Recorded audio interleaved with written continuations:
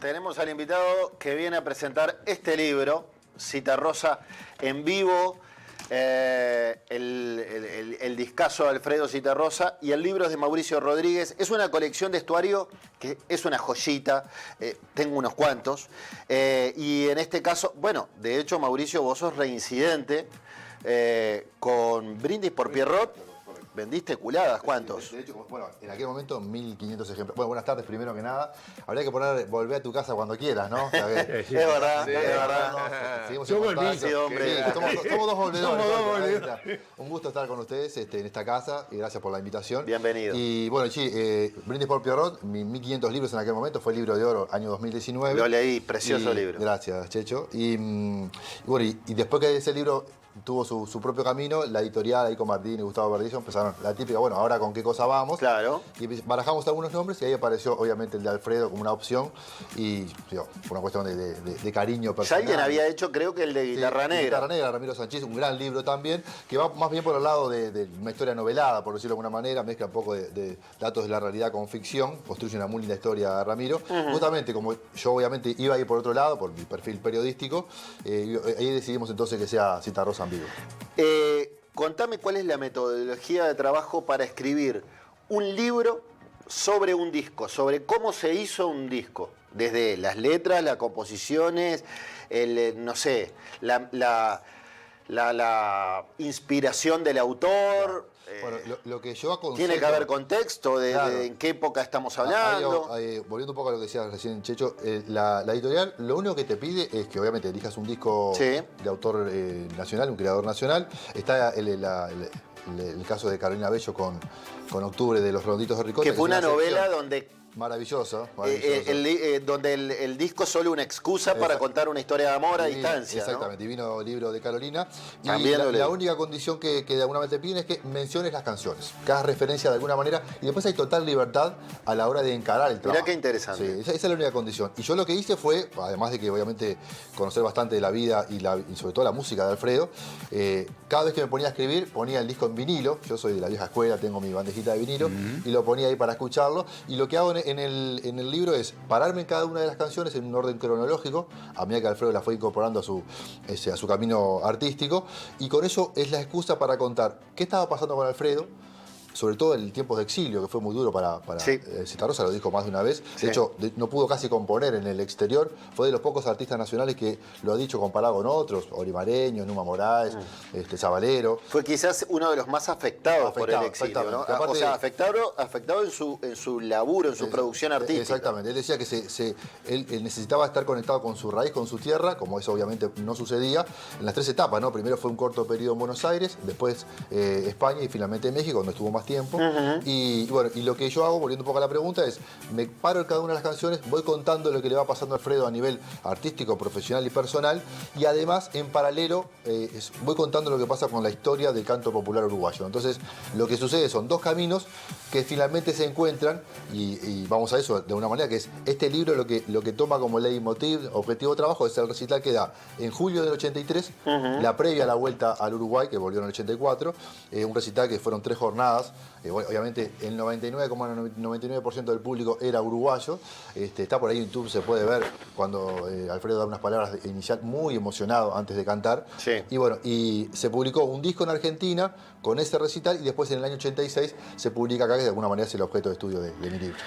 Jorge. Aparte, ¿tuvimos contacto por el tema de Citarrosa o estoy recordando? Alguna vez hemos hablado. Hemos hablado, pero cuando estaba en un proyecto. Sí, fue una idea. Estaba en un proyecto en tu cabeza, fueron 2 años de trabajo casi. Y me obligaste a recordar el Citarrosa del exilio. Yo tuve muchas veces con él. Varias veces. Amigo, no, pero tenía muchas cosas en común. Claro. Y lo hablamos varias veces. Fue difícil. Fue muy duro. Fue muy difícil porque yo siempre tuve la sensación de que tanto los limareños como Alfredo Citarrosa eran uruguayos, pero eso de raíz. Tremendo. Exactamente. Cosa que no tengo yo. Claro. No, pero ¿sabes qué, Jorge? A propósito de eso, los uruguayos exiliados o no, que de pronto lo veían primero en la etapa de Buenos Aires, que estaba un poco más cerca. Como todo uruguayo, él se pensó que lo de Buenos Aires iba a ser por un corto tiempo y iba a volver. Después, obviamente, la historia demostró que no. Y sobre todo en España, que creo que fue la etapa más dolorosa para Alfredo del exilio, los uruguayos que lo veían, hay testimonios, hay un gran libro de Guillermo Pellegrino que recoge varios de esos testimonios. Buenísimo. Que dice que era unánime la opinión que lo afectado que veían a Alfredo en el exilio. Sí. O sea, era como que cualquiera que veía a Alfredo Él en algún tiene momento... un pasaje en Cuba. Sí, es verdad. En Cuba, Lidia Vera, la cantante venezolana, toma contacto con los uruguayos exiliados en Venezuela y le dice: Alfredo está muy mal. Muy mal. Muy mal. Bueno, seguimos siempre. Alfredo era Sí, un sí, mito, ¿no? claro. Me hiciste recordar que él me regala un disco que no lo he visto en ningún lado y voy a sacarle una foto de la carátula y te la voy a enviar a ver si sé si alguna vez fue editado. Pero sí, era un uruguayo, le pegó durísimo. Sí, Bueno, sí, de hecho, cuando él vuelve, para recordar un poco a la gente, él vuelve en marzo del 84 al aeropuerto, una caravana impresionante. Las imágenes del otro día de la Sub-20, Claro, te revivía. Salvando las distancias, fue un fenómeno bastante parecido. Y lo que lo llevan del aeropuerto por la Rambla a la sede de AEWA, en la sala Camacuá, da una conferencia de prensa, primeros minutos en Uruguay, y en un momento le preguntan, bueno, ¿qué es lo que vas a hacer ahora, Alfredo, que estás finalmente volviendo? Y dice, obviamente, volviendo a lo de uruguayo, ¿no? Tomar mate con yerba uruguaya, comer un asado, jugar al truco y ir a ver a la Rambla. O sea, pasear por el Río de la Plata. Creo que habló de ir a ver a Peñarol también. Bueno, Gran ese- mancha. No, yo no lo recuerdo. Bueno, voy a Vos revisar querías el que libro. siga amargado. Bueno, googleelo. Mauricio, Vos se vean la actual Peñarol de Bierzo, de Arias seguro. bueno, vos sabés que el Se otro día... vuelve a ir. Dice, no, mejor me voy, Mejor Mauricio. queda afuera, claro. Vos sabés que había sido fecha, yo no recuerdo si era de nacimiento o de muerte de Alfredo, y salió el tema, el operador de la radio a lo largo de todo el programa fue tirando temas de Cita Rosa, entonces en una tiró el tema Manolo.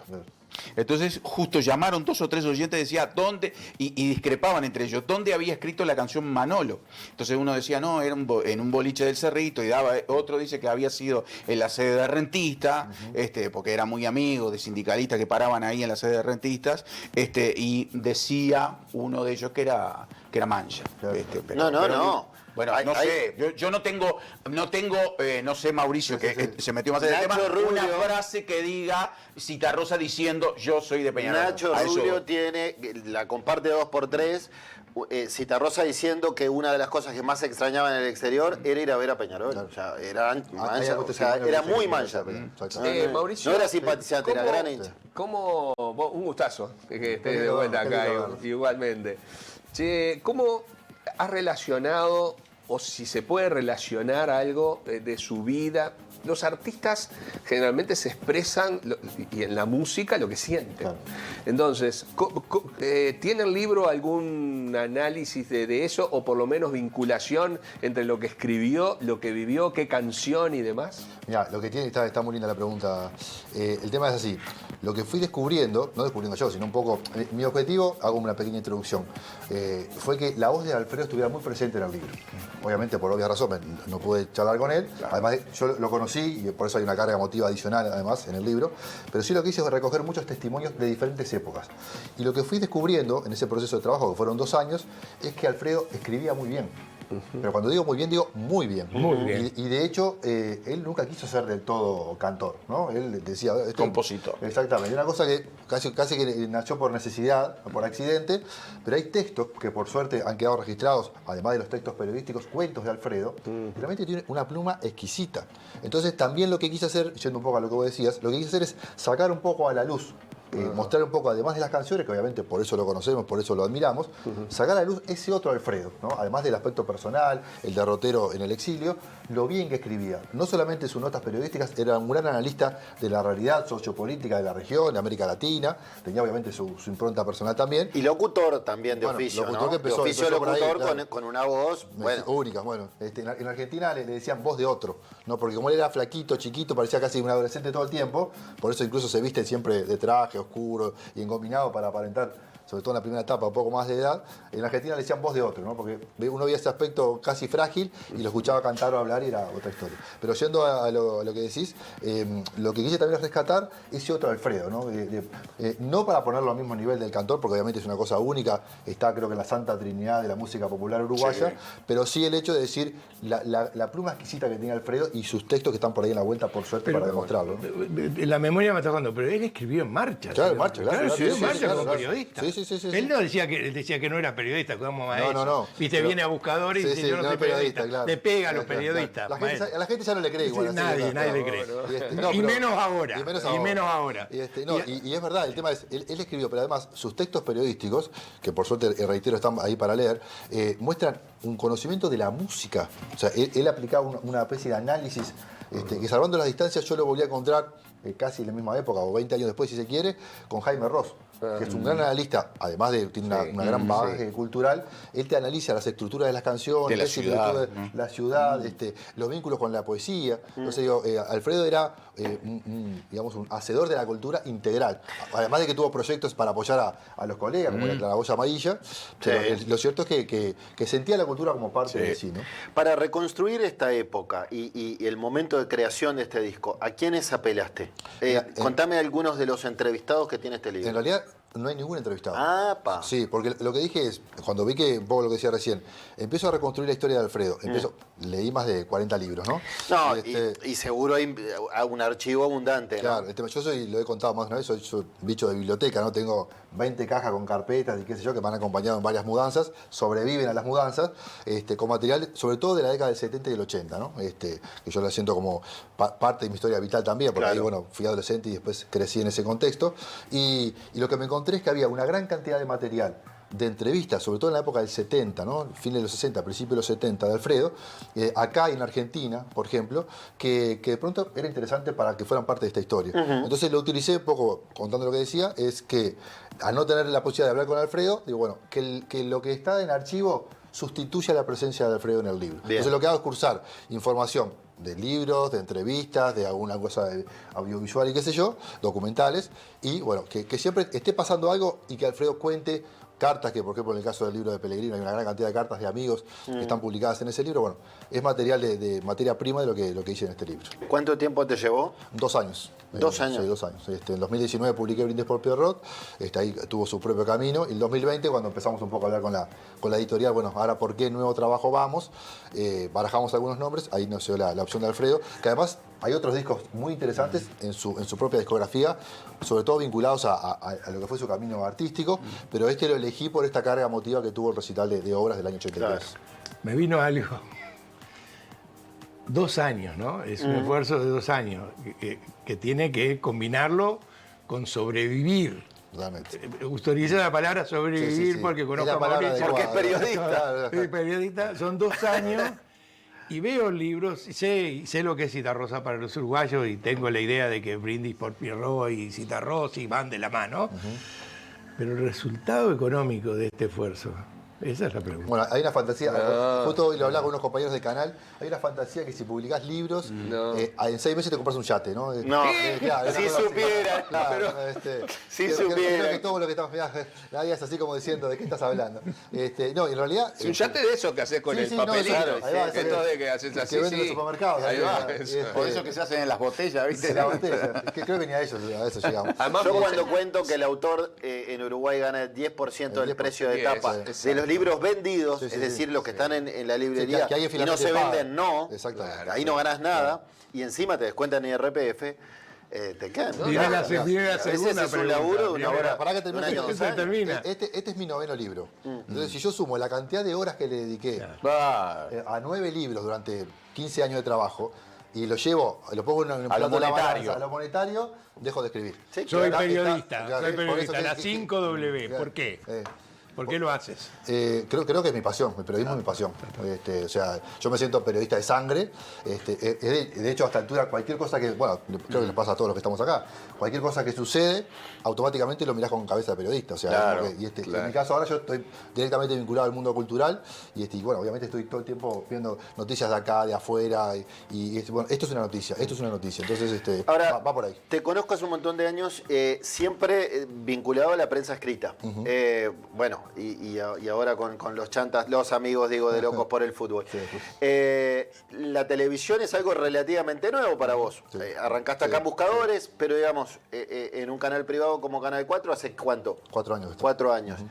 ¿Qué te agregó laburar en tele? ¿Qué te dio? ¿Qué te sumó a tu carrera? Mira, desde el punto de vista de lo que implica como trabajo, esto que decía, la pasión, la vocación, el mismo rigor periodístico, el mismo cariño, el mismo amor, más carga horaria, inevitablemente, un poco lo que decía Jorge. Digo, Si uno no quiere dejar de escribir, es así. Exactamente, o sea, le sacás horas para hacer un libro, le sacás horas a la familia, a la pareja, a los amigos, tus padres, o sea, es así. Tenés que, yo he contado que cuando yo vivía con mis hijas, que fue el libro de Selmar Michelini, que fueron 4 años de trabajo, fue el libro que más trabajo me llevó, digamos, de dedicación.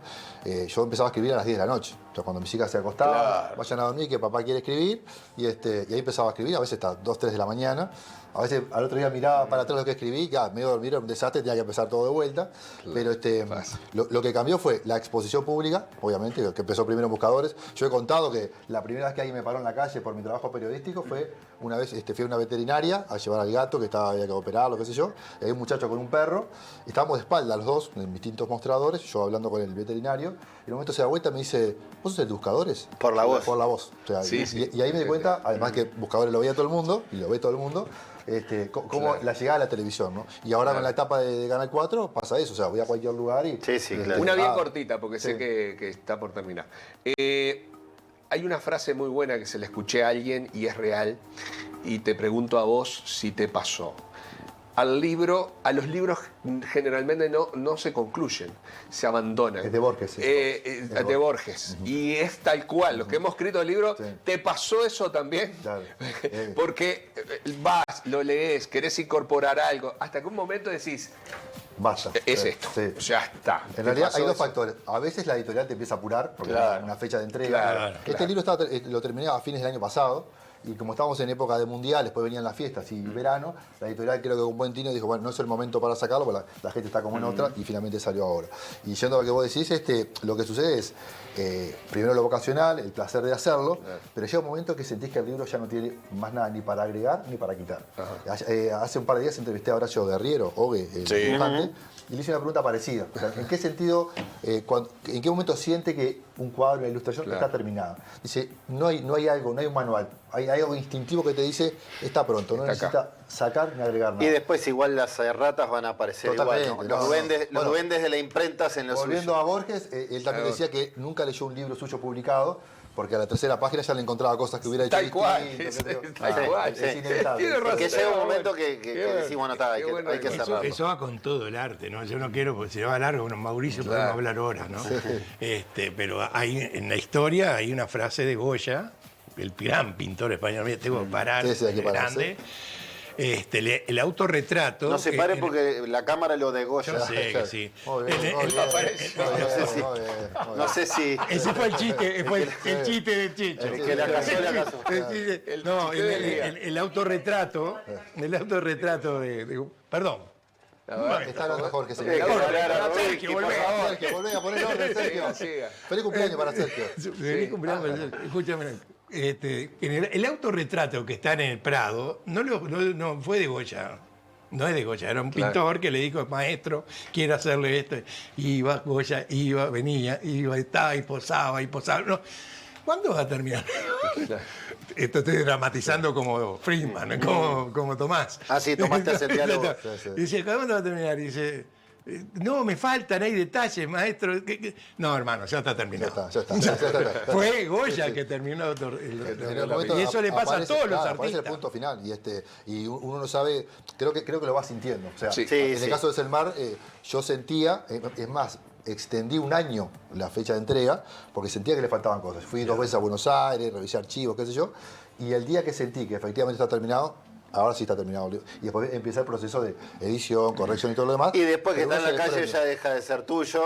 Una botella al mar. Y es de la gente. Exactamente. Bien, queda presentado entonces, acá lo muestro, Citarrosa en vivo, esta producción literaria de Mauricio Rodríguez, a propósito de este disco emblemático del autor uruguayo Don Alfredo Citarrosa, una colección de estuario hermosísima, ¿eh? Tengo unos cuantos, tengo el de Bichos y Flores, tengo el tuyo de Brindis por Pierrot, tengo Octubre, Carolina Bello, el de Otra Navidad en las Trincheras, ese es Ignacio Martínez, Sí, muy lindo. tengo alguno que otro más. Son todos muy disfrutables. Una cosita Precioso. antes de pedirme, gracias de vuelta por la invitación. Me sentí una vez más en casa. Un beso grande para León Rioplatense. Ah, Sí, sí, señor, gran León. colaborador nuestro. Yo no lo nombré, Sí. estoy acá y no, me hiciste sentir mal, Mauricio.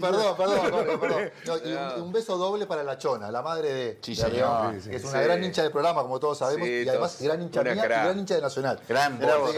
Es más crack todavía. Más todavía. Más más crack. todavía. Ya empezando. No voy a decir nada. Mauricio, gracias por la Gracias a visita. ustedes, por favor, un gusto.